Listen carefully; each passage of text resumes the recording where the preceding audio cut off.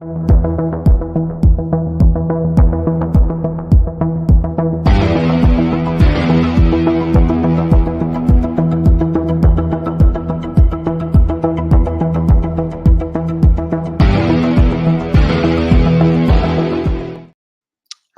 everybody. We are here and we are doing the 1940s today. We are reaching the end here because next time we're going to be doing 30s and 20s in one. And the next Halloween, we are going to be doing that. We're going to be talking about the results, but before we get into that, 40s time. I'm joined by the right dude just today. Everybody was too tired, so that's okay. But 1940s, it was kind of a rough time. We were kind of, getting off. We were in the middle of and then getting off of World War II. So not a ton of super scary stuff at the time. Hays Code was pretty rampant.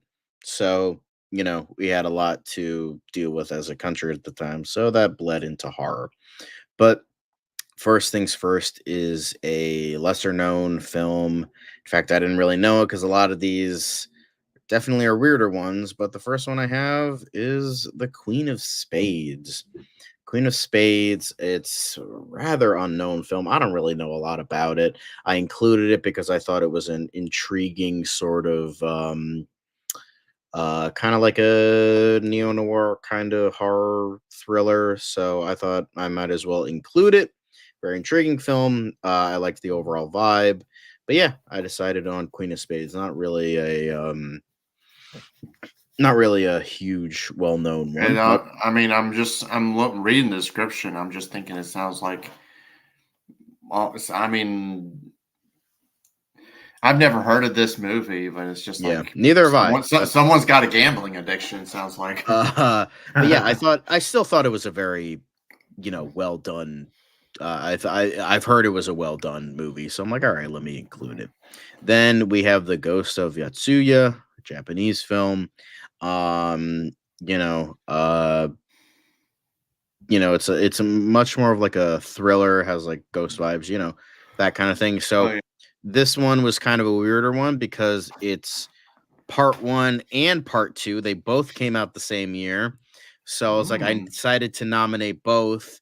Not a ton was coming out at the time in the 40s. So I was like, all right, let's, have both. I've heard of this movie. I haven't seen either one, but I've heard of There's it. been a So couple different versions. I yeah. believe this is the second adaptation. Both versions of the second. I think there was one in the 30s and then there was one in the 50s. Mm.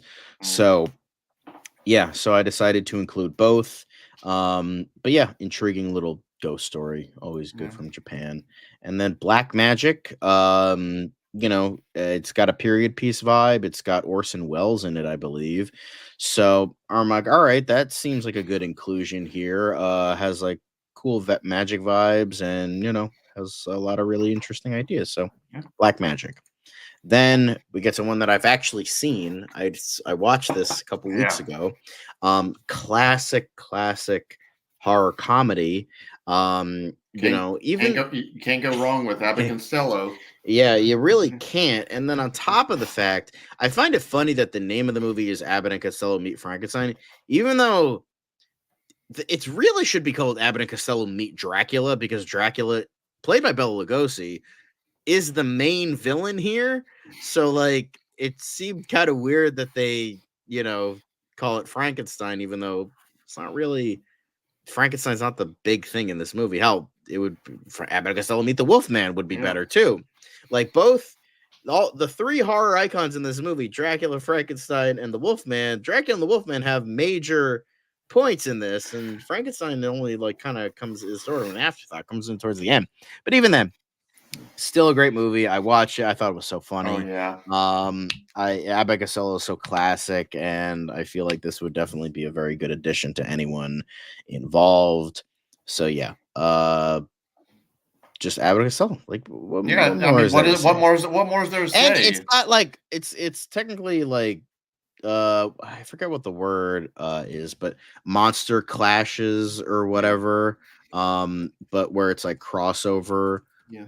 Movies. It's funny enough that Abbott Costello did the whole like they did the monster universe collaboration like 60 to 70 years before Marvel even did that, you Yeah. know. I mean, Frankenstein meets the Wolfman, which we'll be getting into soon enough. That was like the first of like the monster rallies. You had House of Dracula, House of Frankenstein, and so I decided to include this one. I feel like again they were probably fiending for a lot of stuff at the time because it was like not a lot to choose from. So Hmm. then I decided to go with a Hitchcock classic. I decided to go with Hmm. Rope. Rope. Why mess with the master of suspense? Got Rope. The classic story of like two guys who misinterpreted a professor's lecture, and they actually managed to murder somebody and then hold a house party. So there was a lot of like the whole vibe of this was supposed to like look like it was supposed to like a long rope. It was supposed to take place in like one shot, but the cameras at the time couldn't go for more than 10 minutes. So he tried their best that to really advantage of those um take advantage of those like experimental aspects that Hitchcock tried to do a lot. But yeah, Rope is Hmm. a huge classic. Not one of his like better ones, but it's definitely a great addition to you know, Yeah, anything horror related. So Alfred Hitchcock, what else is more to say about that? yeah.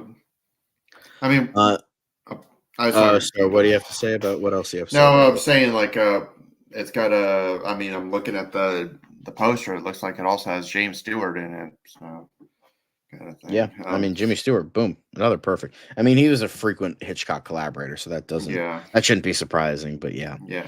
then The Fallen Idol, very intriguing little film. I saw it was part of the Criterion Collection. It had a lot of really good reviews. So I thought, it kind of it's more of like a noir thriller kind of thing. But again, they were kind of like not a lot of horror stuff was coming out at the time. So I decided to include this one.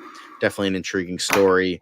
So yeah, classic of like a kid witnessing a horrible murder, and then like they're the ones that the witness that has to figure it. It's like like literally the movie Witness with Harrison Ford. So kind of has that vibe. Then Night Has a Thousand Eyes. It's got Edward G. Robinson, and you know, so it kind of follows X, the man with the X-ray eyes, a little bit, Hmm. but he has like a whole supernatural thing to it. It's got good cast. It's intriguing little movie. Yeah. Haven't heard a lot about it, but got some good reviews at the time and good reviews on Letterboxd, so I decided to include it. I believe the title is based around a poem, a famous poem. So that's another interesting little tidbit. Uncle Silas. This is following her father's death. It's kind of like again the classic story of like young woman has to kind of fight for her life against like the greedy individuals around her. That's again not really it's a kind of tale as old as time kind of thing in terms of not just film but of entertainment literature or anything like that. Mhm. So yeah, pretty classic story in terms of like the trope at least. And so has to kind of fight for her life, and That's yeah, a, intriguing little story.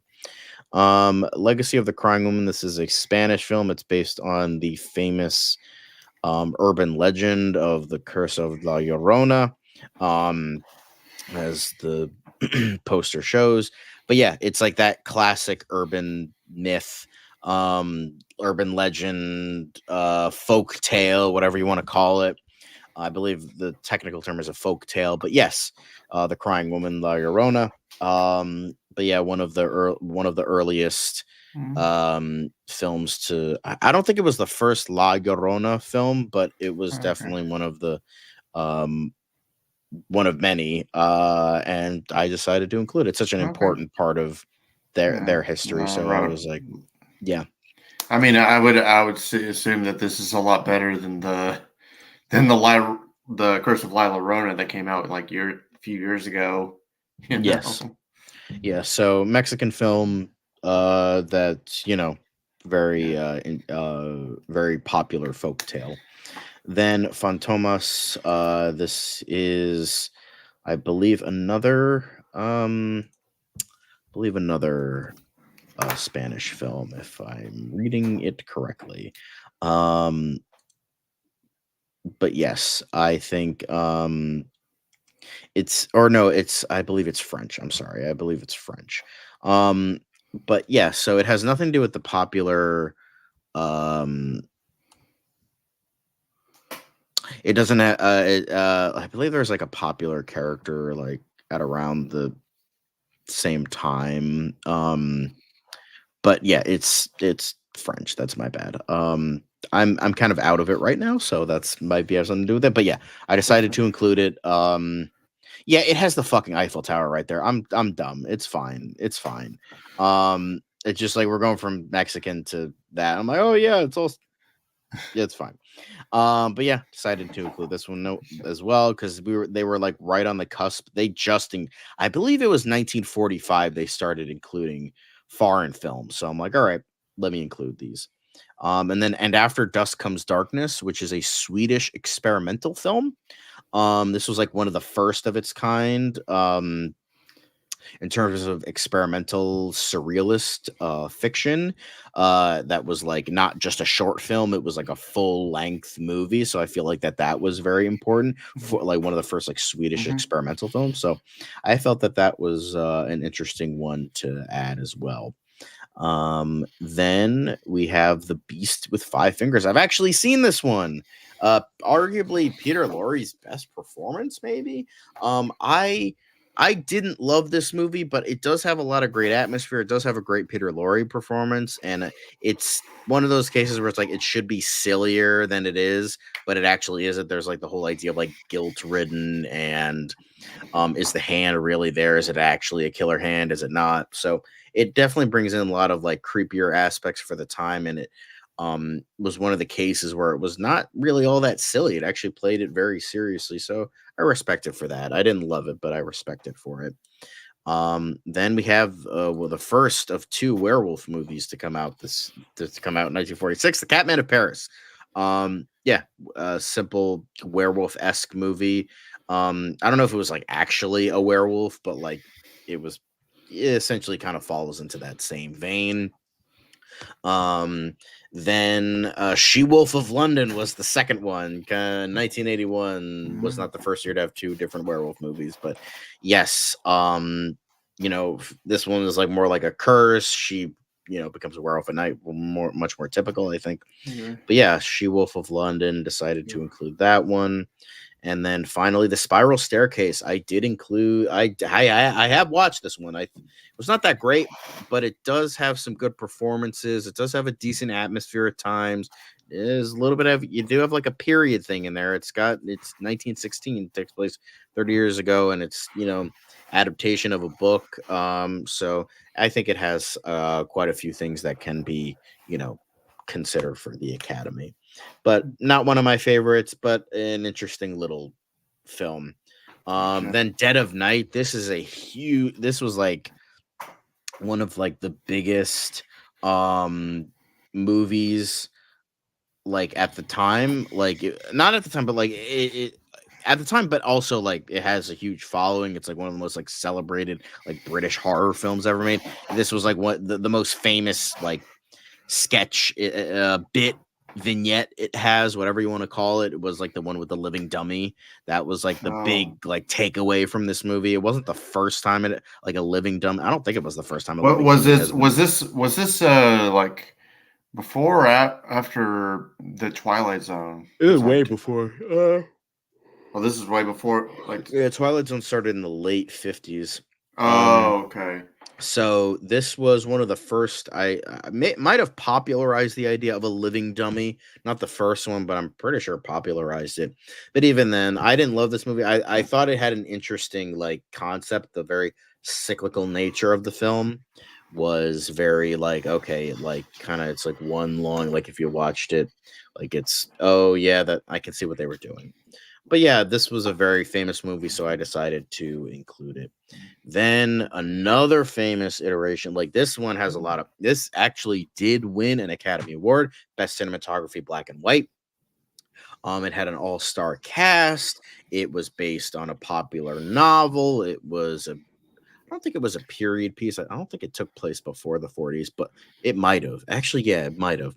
But yeah, it's got George Sanders, Angela Lansbury, the guy who plays Dorian Gray was very good, very like weirdly creepy in a lot of ways. But yeah, I think Picture of Dorian Gray. I found that this movie was very, very well done. Even like there was even points in the film where they talk about where the, not talk about, sorry, they show the actual picture of Dorian Gray and they do it in like Technicolor. The rest of the movie's black and white, but there are these three famous scenes where it shows like the degradation of the painting and it shows the like in brilliant Technicolor. It's a very intriguing way of doing that. And I thought that was really interesting. It has a really good atmosphere, has a lot of great performances, as I mentioned. It's just a, it's also a classic book being adapted here. This is probably the most famous adaptation of the source material, but it's, I don't know if it's the best. I've only seen this one, but it was overall a very, very great film. So yes, I decided to include it. Then now we have another great film, was The Body Snatcher. Has nothing to do with the invasion. Just a It's the original. Is it like the original? no. This has nothing to do with the this. It's about a guy who digs up cadavers and sells them to people, but he's played by Boris Karloff. Um, but the way that they, like frame it is like very well, like Boris Karloff is like dripping with creep factor. He was so good in this movie. And it was based on a Robert Louis Stevenson novel, The Body Snatcher, not The Body Snatchers, just The Body Snatcher. But yeah, overall great cast. Boris Karloff owns the movie. He did such an exceptional job here. And yeah, he was, just like Boris Karloff, but like very good atmospheric. I mean, I believe Bela Lugosi was also in there. He did a great job as well. But yeah, overall, very good creep factor, very good atmosphere. Overall, very well done film. So yeah, next is Isle of the Dead. I haven't seen this movie, Speaking of Boris Karloff, but now we have Boris Karloff again. I have not seen this movie, but it seemed like an interesting movie. Got a lot of good ratings and reviews and reception, so I decided to include it. So that is that for Isle of the Dead. Next is The Uninvited. I watched this movie a couple weeks back. I didn't love it, but it definitely, like, there have been a lot better like ghost movies, but I feel like the interesting thing about this one was the fact that it didn't, I don't know how to word this, like not like that it didn't take the ghost threat seriously. It did take the threat seriously, but it was more about like the how the ghost got to that point. Like it wasn't about like dealing with the ghost, it was dealing with like why is the ghost there, and like kind of this unraveling sort of mystery of like past mistakes and what really happened. And like I just wish it was better executed. It just but Ray Milland gives a great performance as he always does. But yeah, it could have been a lot better, but overall, I still thought it was a very intriguing way to do a ghost story. Even though I didn't personally love it, I thought it was an intriguing way of doing that. So yeah, The Uninvited, I decided, good classic ghost story, the way they handle it at least. Next is Bluebeard. So I thought I heard about. I mean, it's got John Carradine, so and I heard that this was a rather like classic sort of film. So I'm like, all right, you know what? Let me include it. So I decided to include Bluebeard. And this was overall like intriguing concept, and I decided to include it. Next up is The Lodger. Now, I'm going to go on a bit of a rant for this one because this one I also watched a couple weeks back, and this was definitely one of the best movies of the 1940s I've ever seen. Um, So it does have, George Sanders. He's going to be showing up a lot here. George Sanders, Merle Oberon, but Laird Krager as the Lodger, who turns out to be Jack the Ripper. It's not really a mystery, so I'm not really spoiling it because it's like kind of like one of those obvious things. But yeah, the Laird Krager is so fucking great in this role as the Lodger. That you just can't take your eyes off him. Like you can't. He's just so perfect in this role. It's kind of a shame because he died like a year after this movie came out. Like if he didn't, he could have become like a horror icon, most definitely, because he had the acting chops, he had the performance down. Like, and this was like one of those movies that was a slow burn but never boring. And something I love about black and white movies is the atmosphere, which is why I kind of keep going on and on about the atmosphere.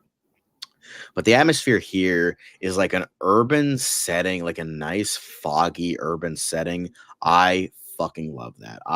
It just like it drips perfectly in atmosphere. Krager does such a great job. He's so fucking like I literally because our friend Mark, who has appeared on here, is doing a whole remake thing where he watches an original and then watches a remake. And then, so I'm like, dude, there was an original Hitchcock movie. Okay, you got me with Hitchcock, but the fucking remake is also great. I haven't seen the original Hitchcock movie, but The Lodger, um, this movie was it's also based on a book and it's a period piece, so it's a lot of things. It has so much going for it, and it's just overall an exceptionally well made movie. This has got to be now I don't have every 1940s horror movie that I've seen off the top of my head. I've only seen about like maybe 20 or 30 of them. But maybe even less than that, because the 40s were kind of a weird time for horror. So, but that might not say much, but this I can tell you that this fucking movie was so exceptional and it did a lot for the time. There was like very creative ways of getting around the Hays Code, and it almost felt it wasn't it wasn't part of that because I thought it was a British movie because I mean it's a British serial killer, famous British serial killer. So, but no, it was by 20. I mean, they have the 20th Century Fox logo before it, so I'm like, okay, so it's a Fox production, and they like even though they don't specifically show like the actual killings, the way that like there's the screams, the build up, the overall like way they do is just so was just so good. And like they also like kind of show off like a more sexual side because one of the characters is a dancer, although in the original, I mean, although they in real life they were prostitutes. Obviously, Jack the Ripper killed prostitutes, so they had to make them dancers here. But even the dancers kind of like what they do there, like they really push like the sexual edge a bit. And I think they really try to make this movie more than like what they were going for the time. So I love that. They really pushed the boundaries as far as they could with this movie because it's really just that good. It just pushes everything as far as it can go without like sacrificing the story or anything like that.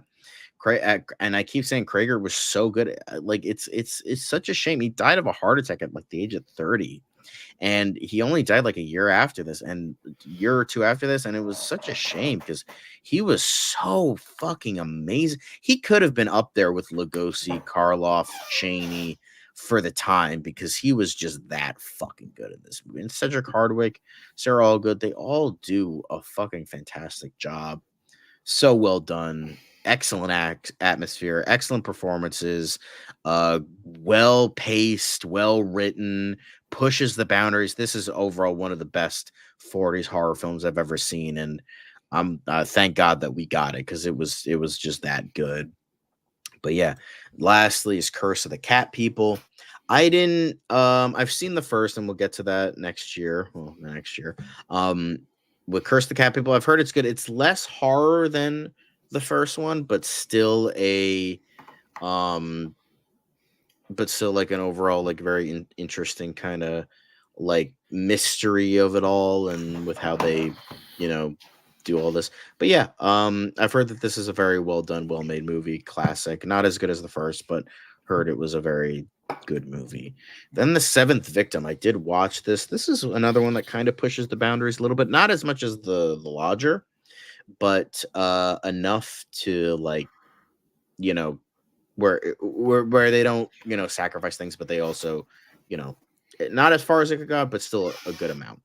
But yeah, I thought the performances were good here. I thought because it has something like heavy with like devil, demonic cult kind of thing. So I thought that that was really really good. Um but yeah, I thought this was not a perfect movie. I think it has some problems, but overall a very very well made movie, and I think, classic for a reason, and I think it's definitely, up there with some, not the best the 40s had to offer, but still a very good movie. Next, Frankenstein meets the Wolfman. This is the start of the monster rallies. That's continued with House of Dracula, House of Frankenstein, but this was the first versus movie ever. Mm-hmm. And a lot of people owe a lot of corporations and filmmakers owe a lot to this movie. Now I'm not saying that a versus movie is so like out of the ordinary that, oh, nobody would have done it if this movie wasn't made, but it definitely adds a bit of perspective to the whole thing of like, wow, this really Yes. did something that was out of the ordinary for the time. And Lon It's Chaney is nice. as great and as sympathetic as the Wolfman as he always is. Yeah. Supporting cast is really good. Like and the fight at the end, it's nothing crazy. It's not like a fucking Avengers movie or something, Yeah. but it's like kind of, it's like weirdly wholesome in a way, kind of nice, little cathartic, but just a overall very fun kind of movie. But it has like still a slightly like deeper edge to make it more than just, oh, it's just Frankenstein fighting the wolf. Frankenstein's monster fighting the Wolfman. So, do you have Yeah. anything to say about it? Um. Yeah, I would say like this was going back to what I said about Abbott Costello. Like this, like the 40s. What even though there wasn't a whole lot, this was like honestly, it was the first time where we had like iconic monsters like meeting up for the first time. Like this is before Toho did it with Godzilla. This is before Marvel. It's but like Right. when we had all these when it was. I mean, I'm willing to bet what audiences were probably thinking of when they saw, wow, Frankenstein and Wolfman together on the big screen kind of thing. I'm kind of wondering Yeah. what the audiences were like at the time. Yeah. You It's know, crazy. so But yeah, overall, it's not the greatest movie ever, but it mm, is a fun time. And then Phantom of the Opera. Claude Rains this time takes the role. And I thought this was a very different way of doing it. They made him like way more sympathetic and kind of adding into what the character would become much later on, and sort of like the public and cultural zeitgeist with like this like we actually get to know the Phantom. Like he's an actual character. He's not just this kind of mysterious sort of like, oh, this mysterious creature of the night kind of thing. But no, that's like we get to know him. What happened to have him like scar his face? And you know what? It's actually well done and well made. And I actually like cared about him. Like it was well paced. Like, there was good atmosphere. Claude Rains is always excellent, no matter what. Like he is always damn good. There's a couple things that haven't aged well, I don't think. Like for instance, the love triangle is a little dumb. It's kind of dated comedy a little bit. There are some pacing issues. It does run a little bit long, but I still thought, I mean, nobody will ever be Lon Chaney. That's just a yeah. fact we will have to be at peace with. Nobody on earth will ever be Lon Chaney's Phantom. That's just word of the wise right there. That's just the natural way of things. But Hmm. despite this, Claude Rains did a very good job on the role, in a very different way of handling the character. With how they do this, they're like, oh, let's do something very different. And they did. And I thought that they did a really good job here. But next up, we have Shadow of a Doubt. Um, another Hitchcock movie, but this was kind of the inspiration for Stoker, um, where uncle she thinks her uncle is a serial killer, and she has to like figure out evidence and stop him. Very classic suspenseful Hitchcock type film, and I've heard it's excellent. Unfortunately, I have not gotten a chance to see it yet, but overall, I do think that this is a definitely like worthy sort of a worthy um what am I looking for? A worthy Worthy. worthy entry in his filmography is what I'm Yeah. trying to say.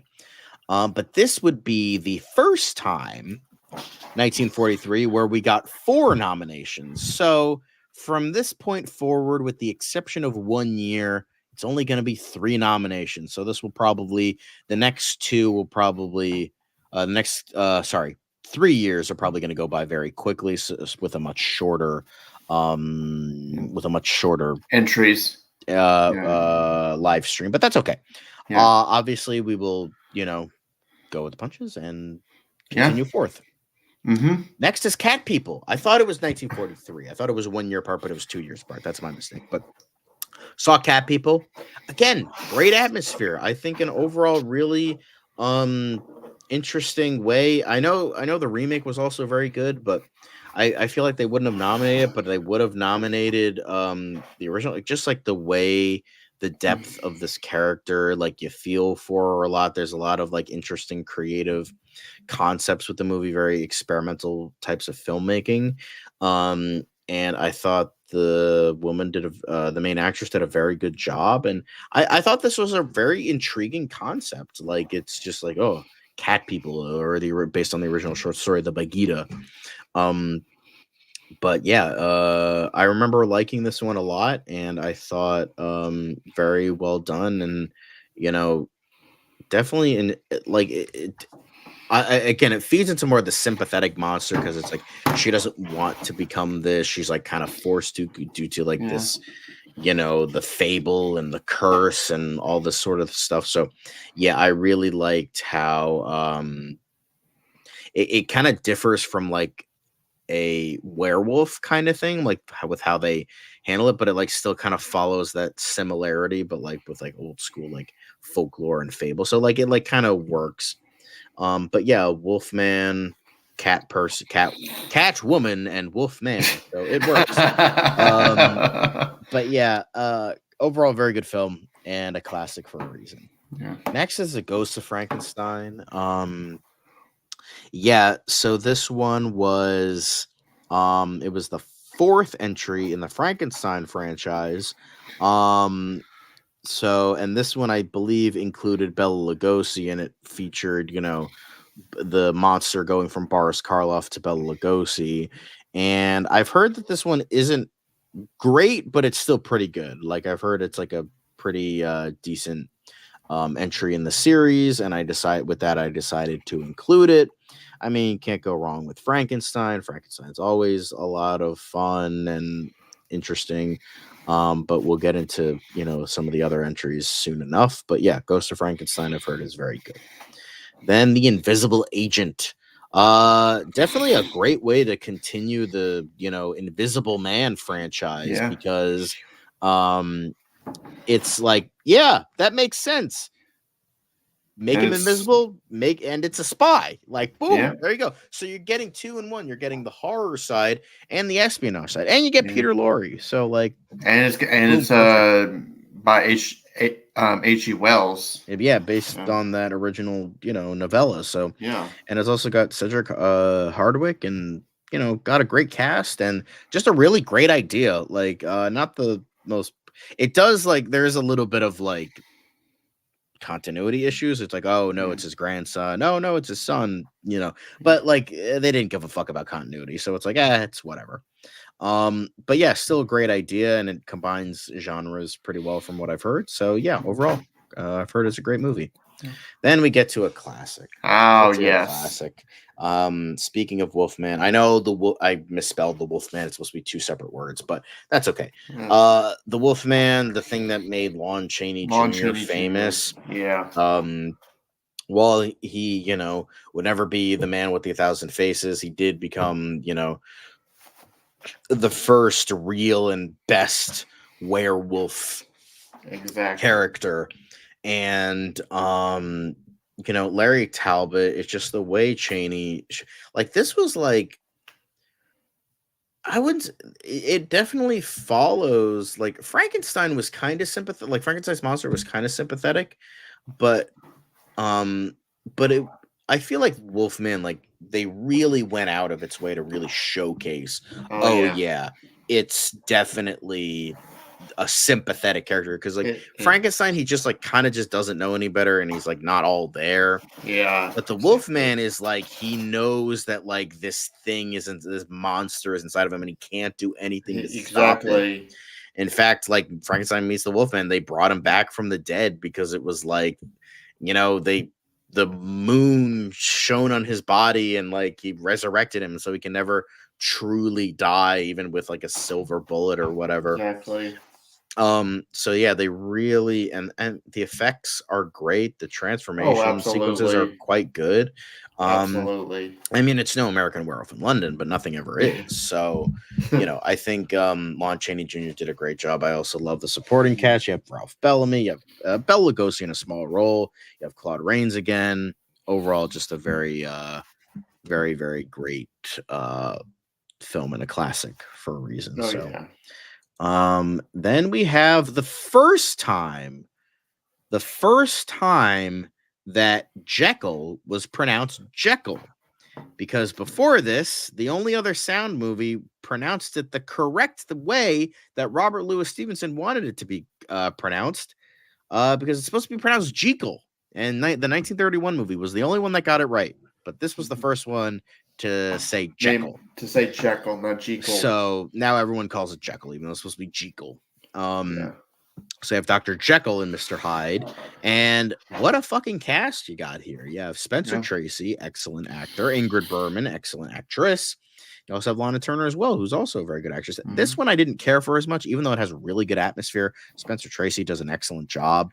I mean, that's, like, of course. But I feel like it was inferior to the Frederick Marshall version, and we'll get to that next time. But I felt that it should have been a lot better, but I feel like it was impeded because of the Hays Code. And even though you had Victor Fleming behind it, who's a great director in his own right, yeah, you kind of lost it a bit. Like, unfortunately, they kind of lost it a bit. But even then, I still think that the Academy would include it, because you got Spencer Tracy, you got Yeah. Ingrid Bergman, you got Victor And Fleming. and plus it's based on a Robert Lewis not classic novel. Yeah, so there's also that. that as well. So yeah, you have Dr. Jekyll. The first time he was referred to as Jekyll. Next is Hold That Ghost. Yeah, Abbott and Costello again. This is Oh, the of last Abbott and course. Costello movie. But this was, like, before, like, the whole Meat franchise, Abbott and Costello, Meet Frankenstein, The Invisible Man, The Mummy, all that shit. But yeah, Hold That Ghost was one of I think this was, like, the first major movie they did, or at least the first major, like, horror comedy they did. So yeah, Hold That Ghost, I decided to include it as a fun little, okay, I've included like 2 or 3 different Abbott and Costello movies. So I'm like, all right, let me include Hold That Ghost here as well. Next, for the final year, we have Invisible Man Returns, which has Vincent Price in the lead role now, after Claude Rains from the original. I've heard that this is, it's sort of like, again, kind of following into that sympathetic light. You have, Vincent Price. He was a guy accused of a crime he didn't commit, and then made invisible so he can help prove that it wasn't him. But then due to the madness, he gets revenge on, on the people that framed him. So there's that as well. So there's, like, a whole lot of layers here. Vincent Price is always excellent. So yeah, and this was nominated for best effects at the time. So yeah, I think it was, or best makeup. I forget what the specific one was, but yeah. So I mean, it's Vincent Price. It's Invisible Yeah. Man. It's And it's another H.G. Wells. yeah, it's, based on the original novel. And yeah, so it received an Oscar nomination in for best special effects. So yeah, decided to include that here. Classic movie. Then The Mummy's Hand. This was, I believe, the first of the sequels that had nothing to do with the original for The Mummy. Um, because the original was a Boris Karloff film that was about like it had like a horror vibe, but it was more about like the romance drama, but it was like he would stop at nothing to like be with her again type of thing. But this one was more like a slasher movie. So um but yeah, this was um but this was like, yeah, it's like it has a lot of slasher tropes.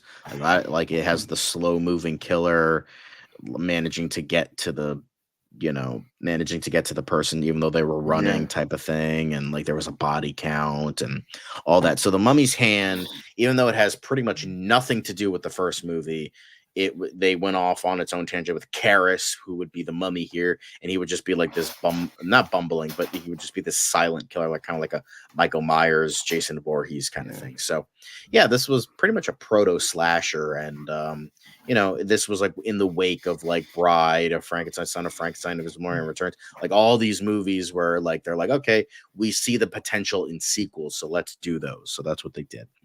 Um, so yeah, The Mummy's Hand. And then final film we have is not a sequel. We have Black Friday. So this is definitely again Boris Karloff, Bela Lugosi, Mhm. classic as well. And so he's trying to resurrect his friend, trying to save his life, but then we kind of get that a little bit of that Jekyll and Hyde thing where it's like split personality, kind of like Two-Face a little bit. That affects this guy. So yeah, I think that is definitely a really interesting premise, and it's got two great actors. So as I said before, this was going to be much shorter. I mean, there was Yeah. only two people here, not a Yeah. whole lot, and unfortunately Rob isn't as familiar with older horror movies as I am, which is okay.